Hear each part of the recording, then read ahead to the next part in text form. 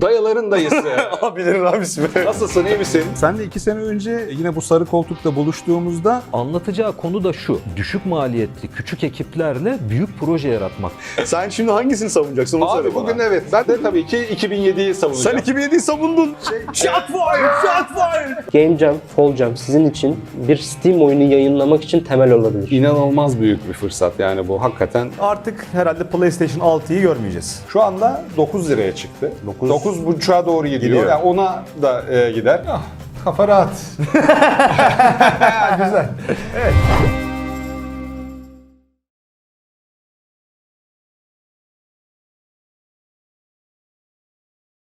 Welcome once more. This is our second session today. We will hear from Games Co-founder Faruk Akıncı. It will be on nurturing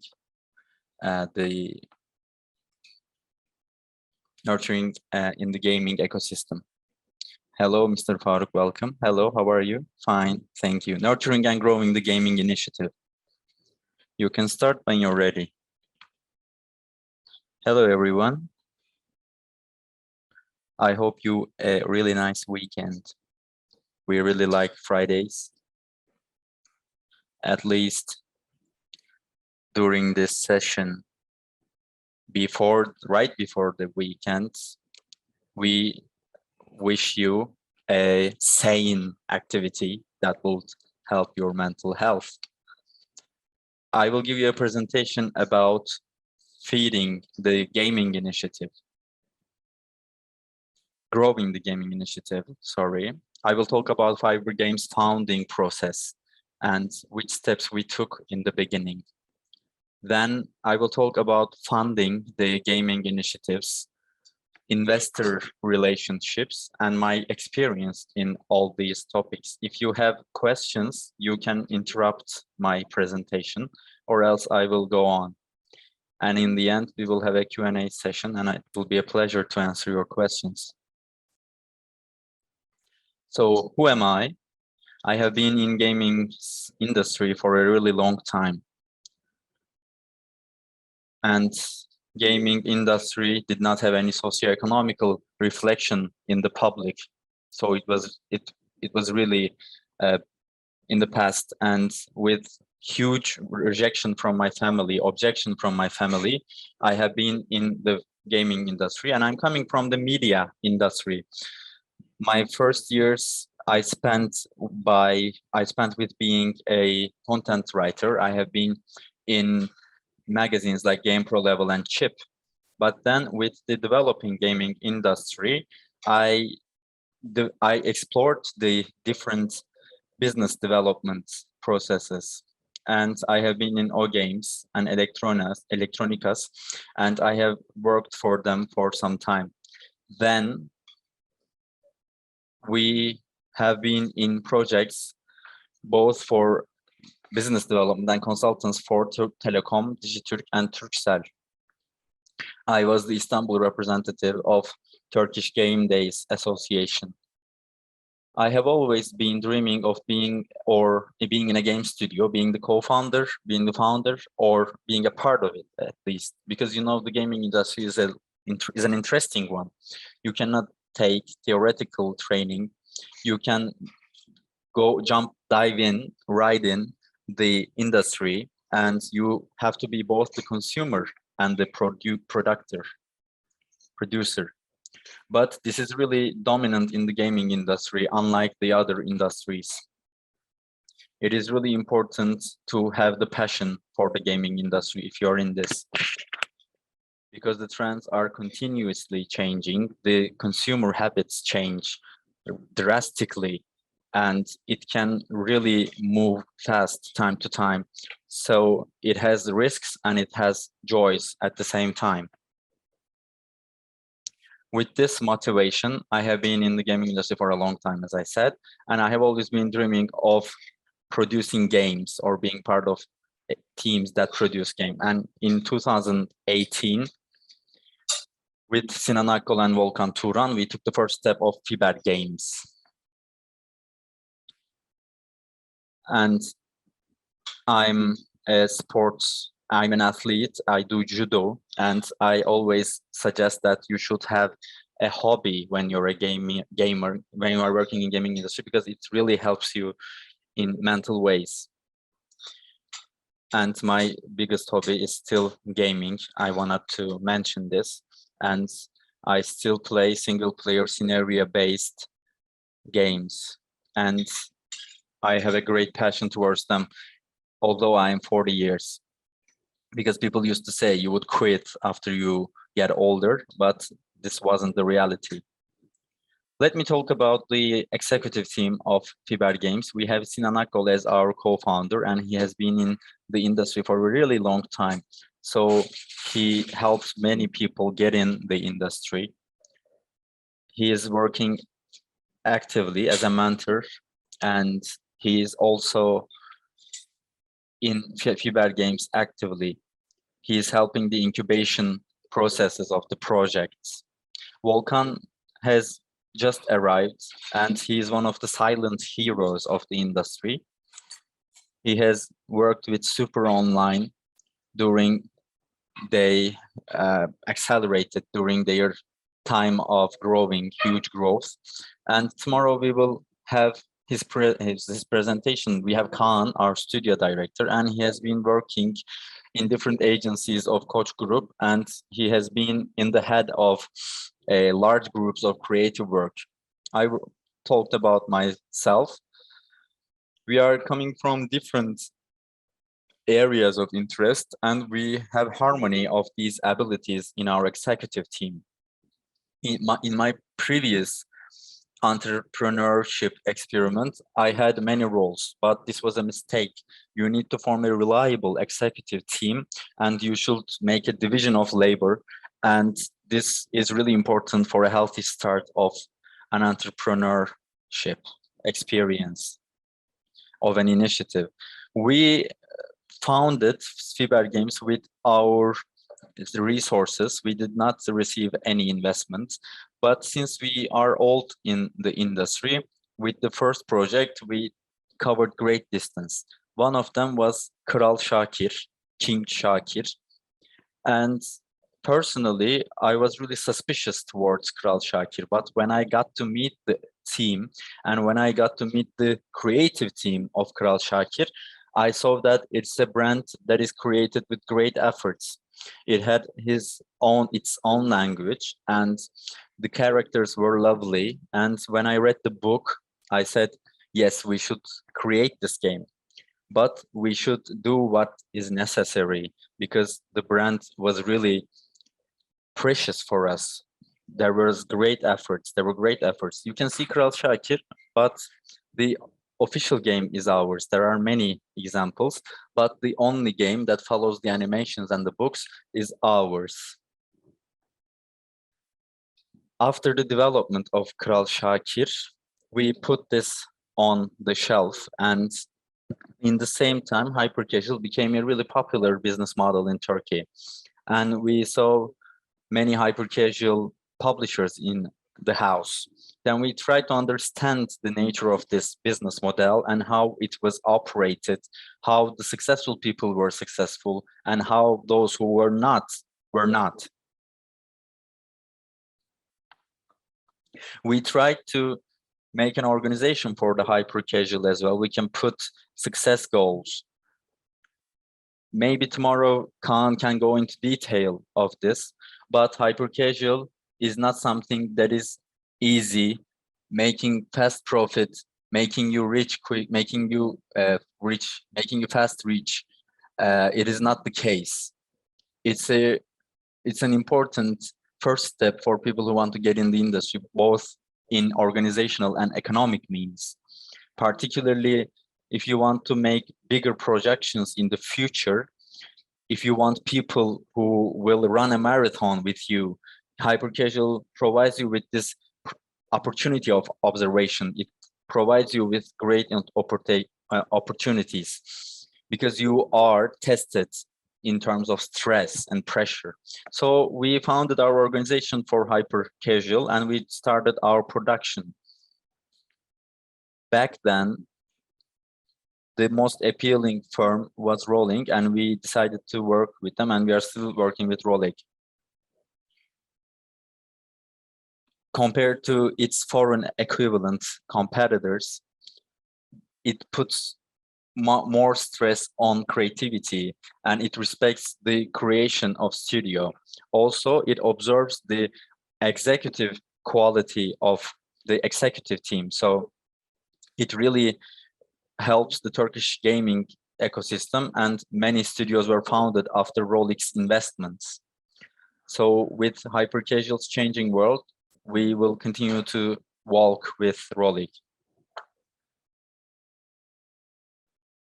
And we created our first hit game in 2020 January. Everything was going well, but we couldn't enjoy it because success comes with its price. Firstly, there were many offers, proposals to our employees that we could not afford, we could not match, and we were unprepared. We were thinking of scaling up, but then the talents that we discovered were taking proposals, and it is the free market conditions, you know. So we were facing the high circulation risk, and I will go into detail as to how we faced this challenge. And during the pandemic, during the first stage of pandemic, we had a successful launch. Kral Şakir is really special for us. That was the launch. And if there is no obstacles till the end of the year, we will go into MENA area, Middle East and North Africa, with Kral Şakir. After that, we will renew our contract with Rolex, and with the value got from wealth, we will spend on rescaling, scaling up, and we have increased our production team to 11. The biggest problem for us is, as I said, having a permanent team. In other words, the circulation should be tolerated. Circulation should be dealt with in terms of production. So as the executive team, we wanted to make our investment in a successful organization. We invested in having a successful and resilient organization. If there are people who would join or who would leave in your team, you should be easing their joining and leaving processes, and you should keep your production quality and speed. And this was the biggest challenge for us, and I can say we can spend the most of time and energy on that. We solved this problem in 3 steps, and it is as the following. To the development community, we tried to be close, and with our university cooperation, we were successful in having this connection, and we accelerated our cooperation with the universities. With the beginning of February, we will have games up in Yıldız Technical University, and we have Game Circle in Istanbul Technical University. So we have been learning about game initiative investment preparing processes, or making an initiative a product processes are the topics of initiative, are the topics of trainings. And we were able to meet many youngsters here, and therefore people who are interested in the gaming industry, people who think of working in the gaming industry, in the executive and the technical part of it, they received a platform for it. We started to be more visible, and we can receive applications easier this way. And we have one of the largest talent pools in the gaming industry of Turkey, I believe. We always have online workshops with the friends we are interested in. We always put our expectations. And we always look at the pluses and cons in the production process, and we always clearly state our expectations. We have experience in the industry, and we have 2 current operations, and we always share the stories of success and fail, and we work on them, both in terms of recruitment and talent training. We give theoretical training, and it is always finding its response. So we have created new spaces for them, and we are trying to create new events. And by the way, our side benefits is also huge. So we managed to increase the number of people in our group. We have a content, we have a studio, and in a month we aim to release 10 or 12 games to the market in North America. We have many partners, so we got faster and faster, and the production quality has also increased in accordance with our speed. So let's talk about the Kral Shakir project. Kral Shakir is something that is too popular. It has become popular so much and so fast. So we wanted to get a return out of the efforts of the graphic design team. So in every level, this project offers new opportunities for players, and all of the levels are created by the AI from scratch. So we tried to handle a new storyline, but then we quitted this fact, and then we focused on replayability. So in every part of the game, sometimes you race with buggy, and another level you do skiing, and each of them has different mechanisms. As you get scores, your inventory gets more and more, and also you can find the digital map of the map, and I think this project is open to playability. So as I said, if things go well, we will have another initiative until the end of this year.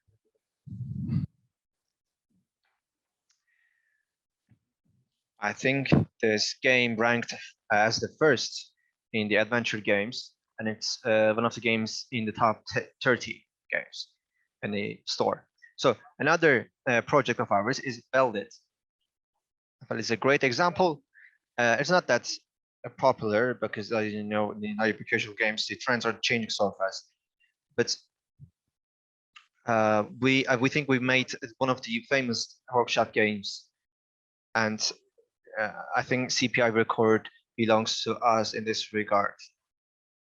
And Weather Tree is a game in which you assemble something and paint, and you can create your own workshop. This is a game that we released so fast, but we supported it for a long time. So as Fiber Games, with projects of Veldit and Kral Shakir, we have become one of the few game companies, especially in a business model with the prototypes process is huge. Of course, the popularity is something important, and which is an element that creates value for the company. And for the last 2 years, we have a new workflow. We have hyper-casual HIT. So we have 2 different live targets. We have become one of these studios for Rolik, and we are ready for the next initiative. We can work flexibly and ready for the next projects. Our team is very flexible. So as you know, in the hyper-casual games, maybe in other types as well, there is a concept called ideation, and which is really important. The process is really important. So as you know, you cannot come up with an idea so fast and easily. You have to filter that idea first. You have to think, you have to foresee many parameters beforehand.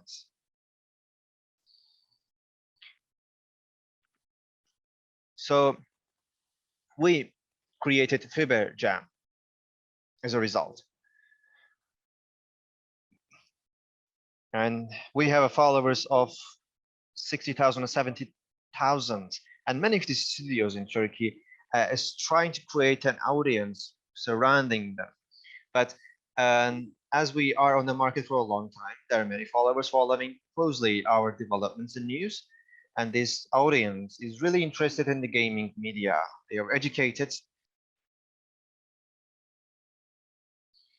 And they are a group interested in gaming sector with different levels. So we thought, why not? We could incorporate this group. So we created Fiber Jam.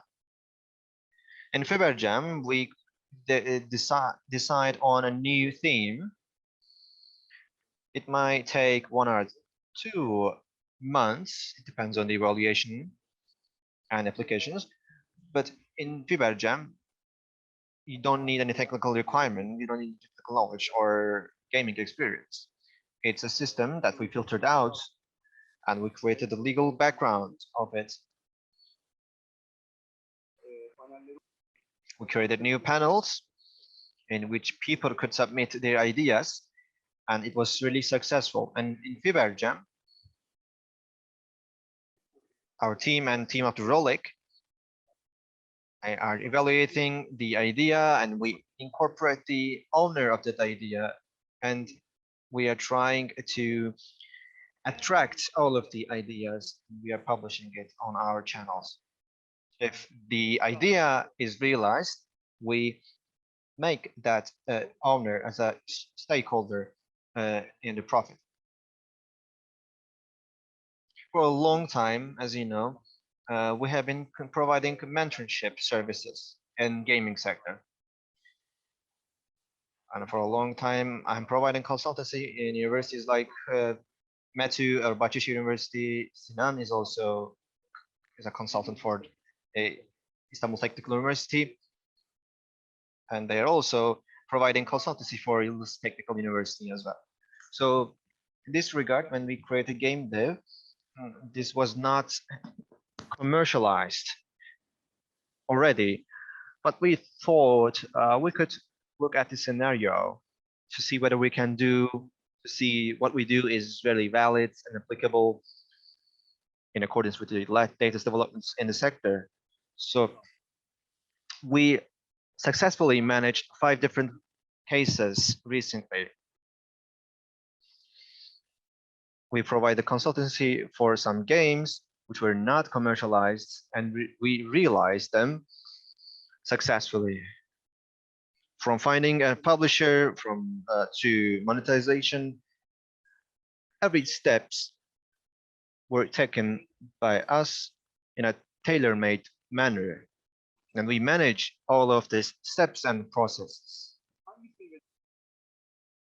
So no matter what level it is, if you think that your idea is you have a gaming idea, you can keep in contact with me. Of course, here we consult to each other, we meet face to face. It's not like we are not putting you into a pool of developers or idea owners. We evaluate all the ideas, each and every one of them, one by one. And rest assured, you can easily keep in contact with me if you have any.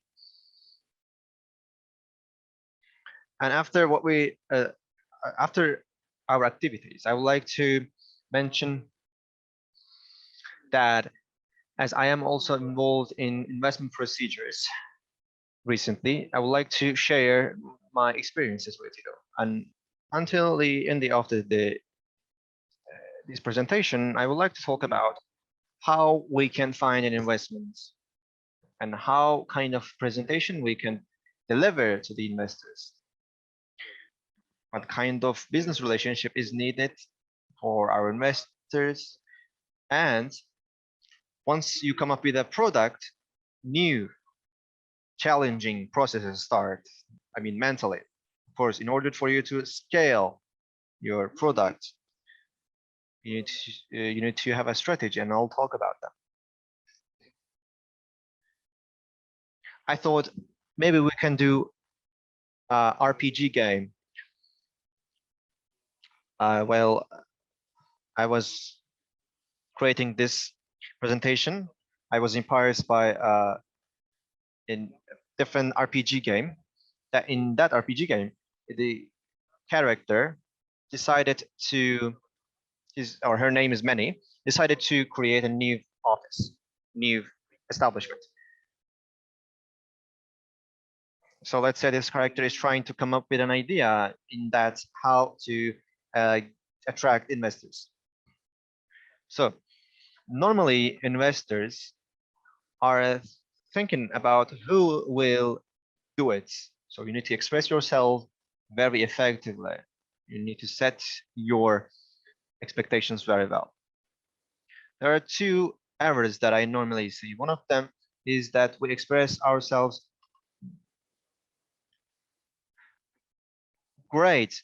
And another one is that we need to, sometimes we set the bar high, which can be a pressure for them. I mean, we sometimes create new promises. So we need to set the expectations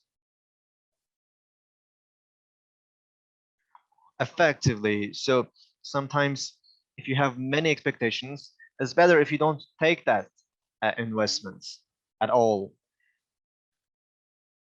So while creating this deck, you need to make an introduction about you and your team. Here, how relevant you are is important, and you need to make this connection. While creating this investor deck, we need to ask this question. We need to go through the reason result relationship. Why am I doing this, and what is the output? What is the result?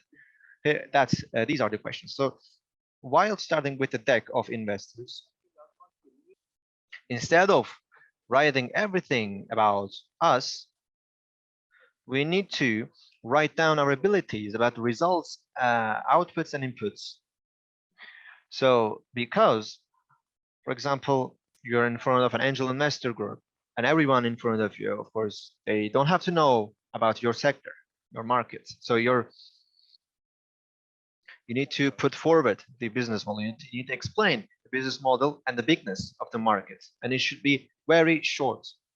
So why you are getting into this business? What is your business model? How you're gonna how we're gonna make money, and how big the market is. So while explaining this structure, we shouldn't go in detail. As you know, there's a difference. If you cannot explain what you know to a 5 years old, then it means that you don't know at all. You didn't understand at all as well. So this is one of the most important communication methods.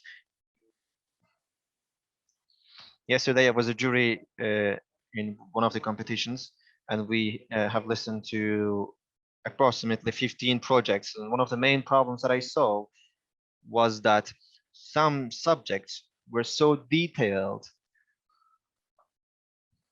because the range of interest of those people in the jury are not that big. So the market and business model should be explained one by one in a short manner. So why are we doing this? That's the question. What is the audience, and what are our targets? So for example, with this presentation, of course, that character would expect one person to get another one. Of course, and pandemic is one of the great things and pleasing development for that character. So we need to transfer the same contents to the investors very well. Another important thing is that don't forget that something will be visualized in the minds of the jury. For example, sometimes when someone is trying to tell something, you have a mind map in your idea and you're trying to associate the things, the content with your past experiences. It's applicable for everyone. So while explaining something, while trying to explain them, describing them some opportunities, you should not forget that something is visualized in the minds of the jury. So you need to use some visual aids. So here in this part, in this presentation, as you can see, we need to do a competitor analysis. We made a analysis with Grim Reaper, and we said it works alone, a non-institutional and very cold and distant and no social skills. But advantages are that it's very efficient and low operational expenses. It is our analysis. So while conducting these kind of analysis, the competitors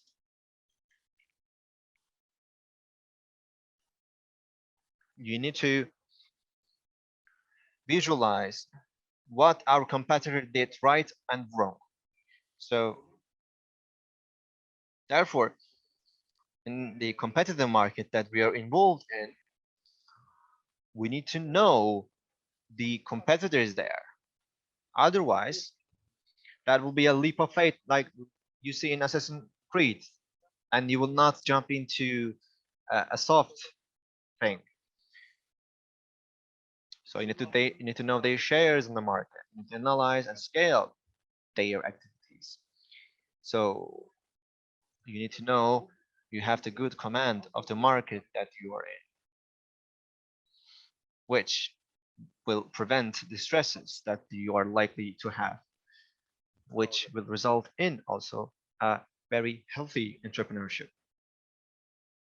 And of course, we need to create a value proposition for the investor. It is not about money, but it's the value in the market.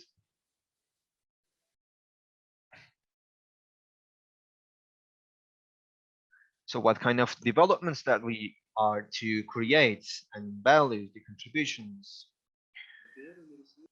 So value proposition for the market should be described very well.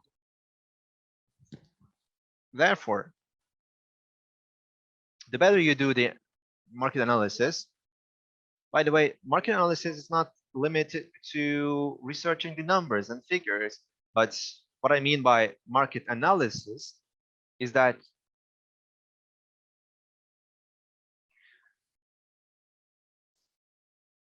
like concepts, meetings, networkings, listening to the experiences of the experienced seasoned investors, the success stories of the companies, or experiences of former colleagues, as I am doing right now, which is really seeable on internet. So this is important in terms of creating your investor deck.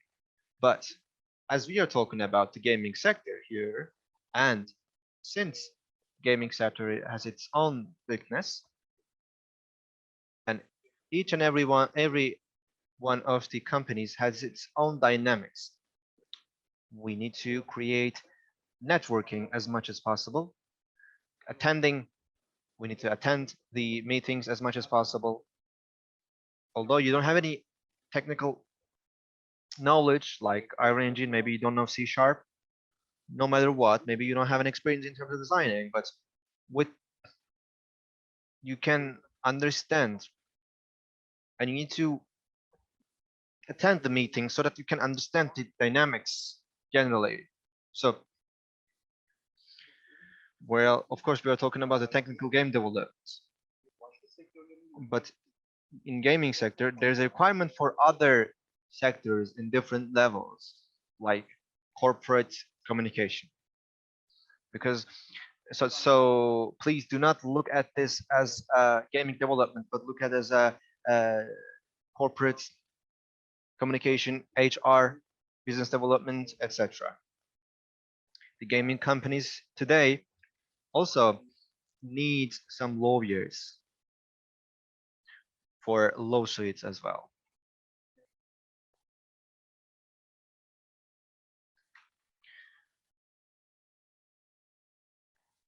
So one of the things that we need to consider is how we make money, revenues that we will make. So we create a turnover, but does it come from one channel or many channels? So investors like many channels in terms of revenues. For example, as Freebird Games, we are not a gaming studio only, but we are trying to grow as a gaming ecosystem. We have a podcast, we have a platform called Game Dev.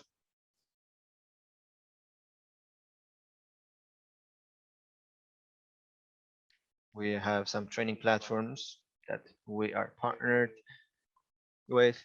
So creating a gaming ecosystem will help you to create new revenue models.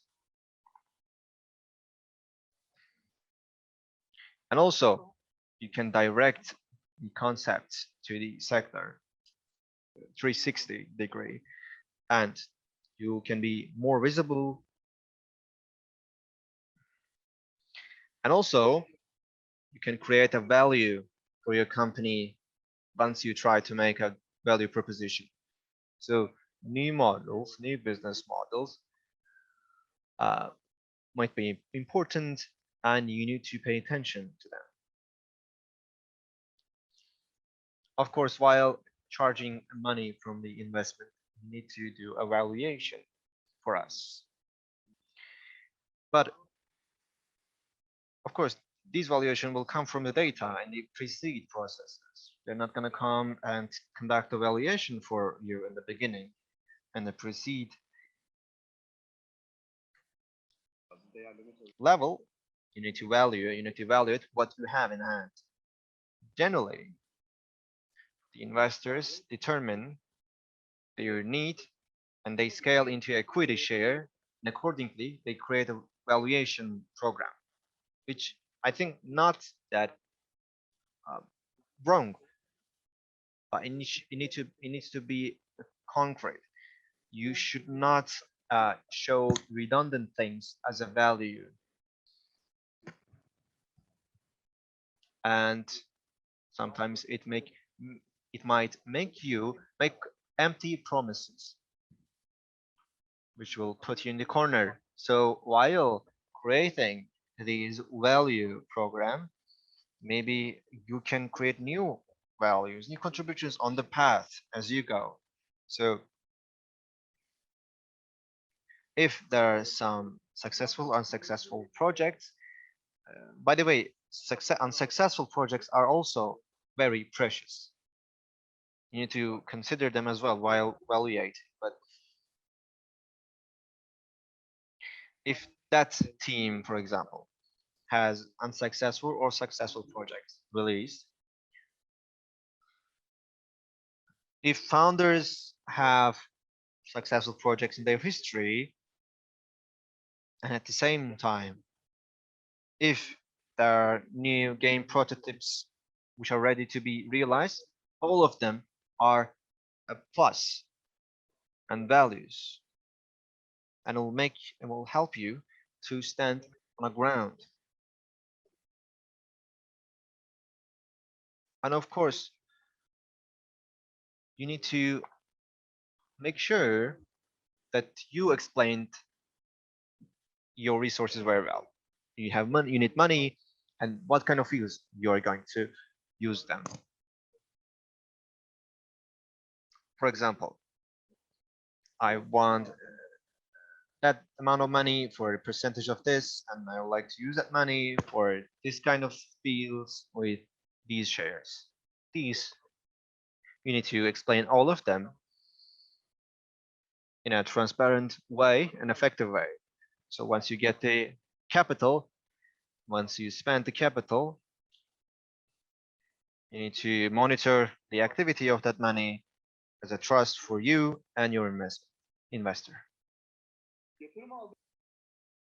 After you get your investments, I have some recommendations.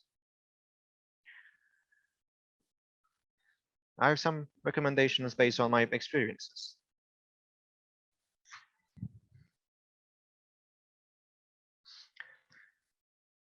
So everything should be clear, not flu, in the eyes of you and in the eyes of the investors. You have to speak the same language.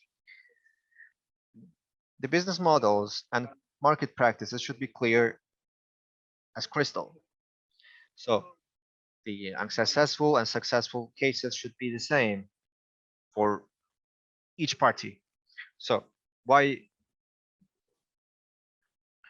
do we get successful and why do we get unsuccessful? The mathematics of this should be put in a clear way. For you, you need to put new realistic performance indicators. Sometimes they ask for less money, for example. So little money does not mean that you can make the ends meet with that less money. But I don't think it's a good example, but you need to be assertive. You need to know your value and be in reality. We'll consider our necessities, and these are the requirements, you should say. So, and as a result, we can deliver that product in that time with this profit. This is what you need to say. So what I mean by realistic performance indicators, you should be nor below the threshold nor above the thresholds. And the promises that you make should be realistic. And you need to lean on realistic grounds for your investment to be sustainable. If your investor is not willing to hold a meeting, you should ask for it. You need to have a meeting at least once in a month so that your investors can monitor you, create new reports and present them. As I said, these are the things that will that bring you from startup level all the way to the top, all the way to the different level in terms of the management abilities of the companies. And lastly, when you are on the contractual agreement, the contract phase of your company, you have a contract of many pages, especially in the venture capital. Not for signing, but reading, it will be really hard because the contract will be as long as a PhD dissertation. But there is something that I would like to underscore, and the contract phase.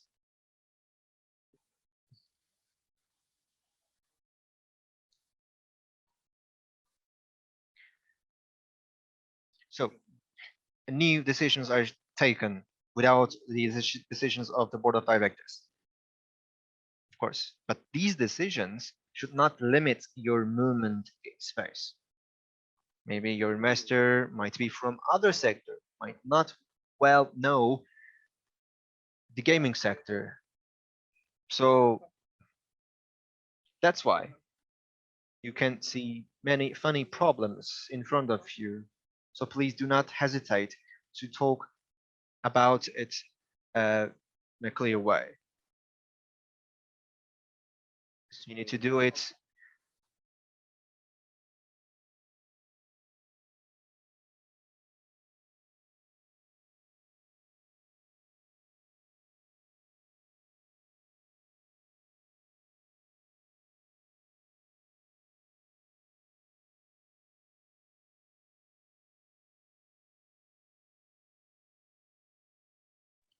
That's why on that critical moment, you should not have a narrow range of motion in terms of decision. You should not stop the business flow because your production speed and quality should be improved continuously. That's why inside the company, you should not have a negative bureaucratic atmosphere and you should not create it accidentally. When you're scaling up, let's say you have a product, you have success, you have a turnover now. Actually, I want to give you an anecdote. Making money is easier than spending it. When you think about it, spending money is really difficult, and particularly in conditions of Turkey, it is really difficult. It is even more challenging. It is really difficult to spend the money. So when you start to make money, you should definitely look at your expenditures. You should always take into consideration your expenditures, because you can miss out some things in terms of your expenditure, and you should look at their return as well, particularly after you gain success. When you first get the driving license, you are the best driver, but in time, with that stress and pressure diminishing, you are less attentive. It is like that. Till success, till you make the product, you are under stress, you take care, but after the success, it has always negative sides. So your burn rates should be always moderate. Dependency is really dangerous in business world. There's always a mode for a business to be developed. For instance, you need a middleman to create some animation. So in your production ecosystem, you should have less dependency. Of course, you will have some. You will make a product, the publisher will publish it, and without the publisher, you will not access the mass. That's why this is tolerable. But particularly during the production phase, the production phase you have inside your business should not have that much of dependency. If you lose someone and your production quality decreases, that's problematic. So you should adjust your investment accordingly, and your attention should be here.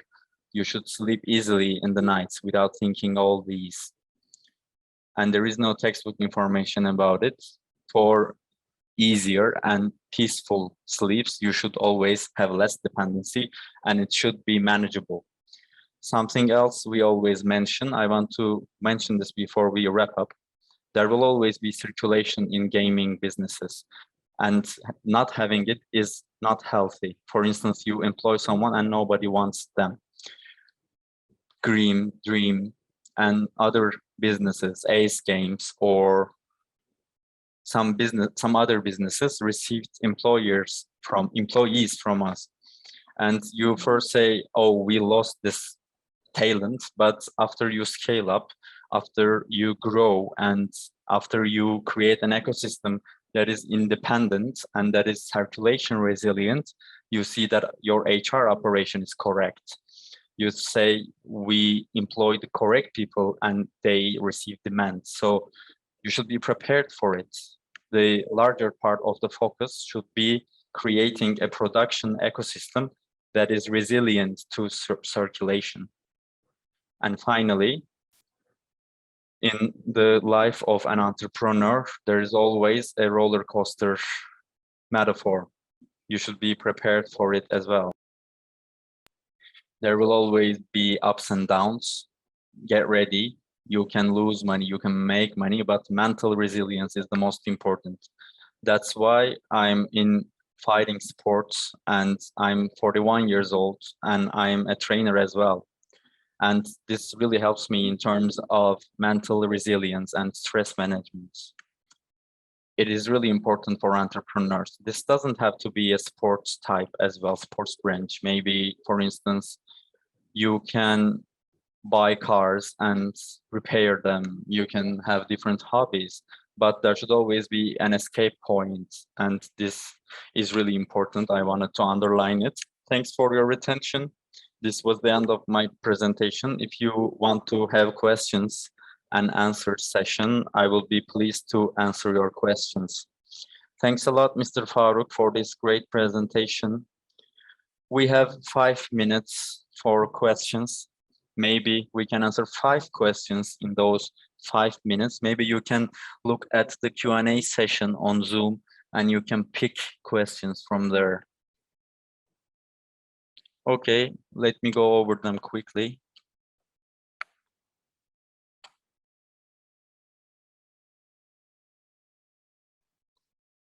There are 3 questions by Mr. Can. Let me briefly go over them. Can Göksel asked, let me start with the first questions. I don't know how to make the division of labor. I don't want a boss business. How should I go? Well, there is no simple answer for this question, but as I said, you should draw the organizational scheme on a paper. You should think of your strengths and weaknesses, and you should think of the people you would employ to meet your weaknesses and what their cost would be.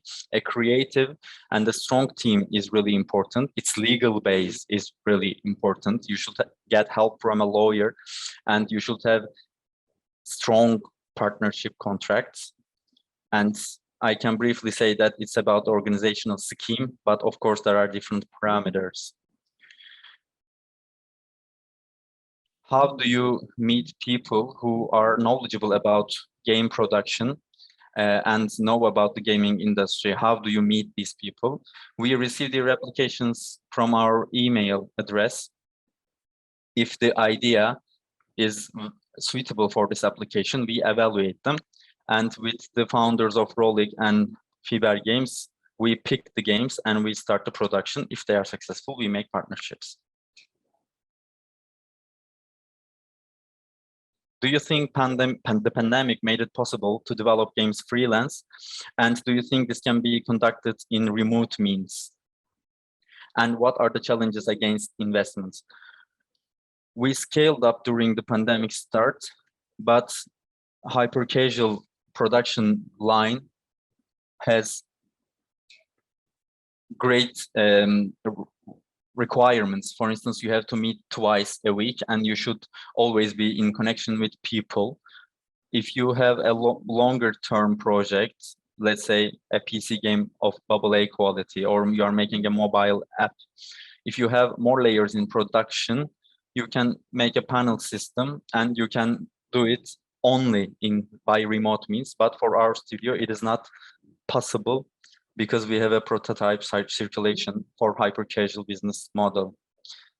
Is there a platform that game dev prefers? No, there are many different games in game dev, and many of our success stories consist of 2 PCs and 2 console games. We don't have mobile games yet in game dev. Of course, I'm talking about the successful ones.